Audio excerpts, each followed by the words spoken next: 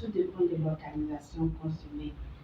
Si on sait qu'on va au boulot, Oui. il faut aller au boulot du matin au soir et revenir, faire la popote, prendre soin des enfants. Il faut aussi s'organiser. Oui, en quoi faisant? On sait déjà du lundi au vendredi, on est totalement occupé. Oui. Maintenant, pour que la semaine on soit bien à l'aise, parce que du moment où quand tu vas le matin, tu reviens le soir, il y a la fatigue qui est là. Il y a les enfants qui sont là à gérer. Il y a le mari aussi qui est là, il faut gérer. La popote est là. Donc déjà, pour enlever la popote dedans, il faut aussi il faut organiser sa semaine en faisant peut-être tout le week-end quelque chose qui peut tenir toute la semaine. D'accord. En faisant ça, on sait que quand on vient, c'est seulement l'accompagnement, on le fait pour mieux s'occuper de l'éducation des enfants. Après les enfants, maintenant, on fait tout pour calmer, pour que les enfants aient vite dormir. Et là, maintenant, on donne le reste du temps à son époux, pour que l'époux aussi se sente bien entretenu. Déjà au boulot, du matin au soir, vous rentrez, vous faites la popote, tout ça là. Pensez que vous n'êtes pas fatigué? C'est fatigant. Et qu'est-ce que vous voulez faire de l'homme à ce moment-là? Non, on se gère. Je reviens. La même question avec vous. Vous arrivez à concilier. Voilà, vous arrivez à concilier les deux, la vie professionnelle, la vie personnelle. Il n'y a pas une vie qui prend plus de place chez vous, plus d'attention sur vous, et l'autre est délaissée, abandonnée. Déjà, pour commencer, je dirais que ce n'est pas facile. Ce n'est pas du tout facile de concilier les deux vies. Mais une femme déterminée, active, doit pouvoir.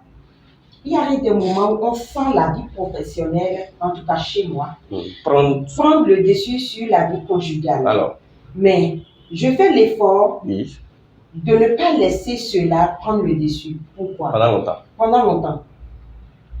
Ça va vous paraître bizarre. Là où je suis, dans mon bureau, je dirais dans mon service, j'ai un endroit où je prépare. Je suis au boulot, je regarde. Si déjà à 17h, 18h, je sais que le travail que je fais ne peut pas m'amener à la maison à temps, j'ai ma cuisine.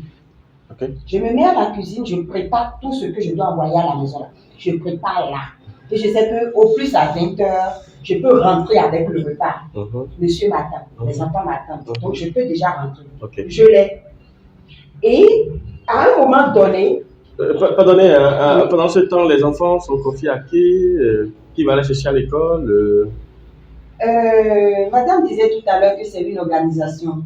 C'est vraiment une lourde organisation. Vous vous impliquez le mari, c'est ça? Mon mari est impliqué à plus de 50% dans tout dans le foyer. Wow. C'est-à-dire, excusez-moi, c'est un homme parfait. Vous m'excusez? Oui. Il est impliqué dans tout. Je le vois dans tout.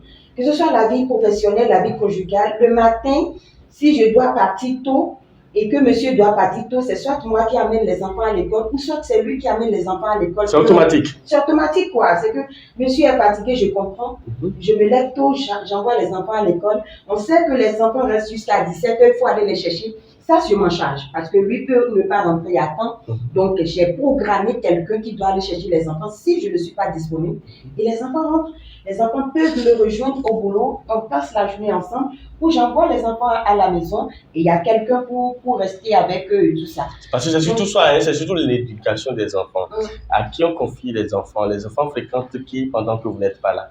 Quand on laisse les enfants à la maison, les enfants rentrent. T'as dit, bon, papa n'est pas là, maman n'est pas là, ils sont partis, ils sont tout le temps partis, mais les enfants sont délaissés finalement à qui? À un inconnu, et où on ne peut même pas dire deux mots sur l'éducation de cette personne-là, de cette dernière-là, à qui on confie les enfants, parce qu'on n'est pas là, et il faut que quelqu'un soit là.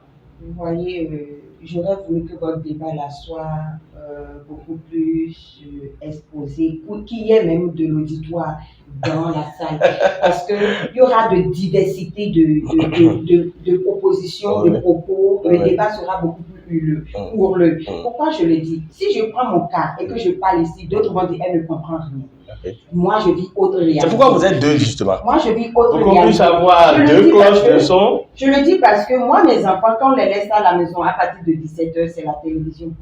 Jusqu'à l'arrivée de papa ou de maman, c'est la télévision.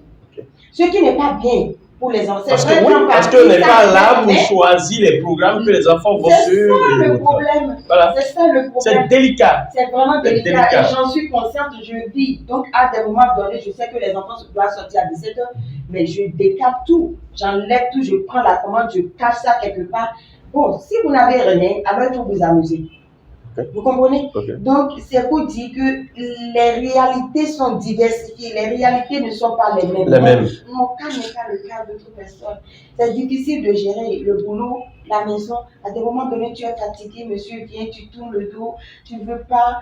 Et parfois, il comprend, parfois, il ne comprend pas. Et puis, vous engueulez un peu. Le lendemain, mais non.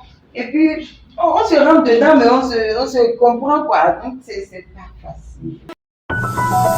Ibis TV, créé pour inspirer.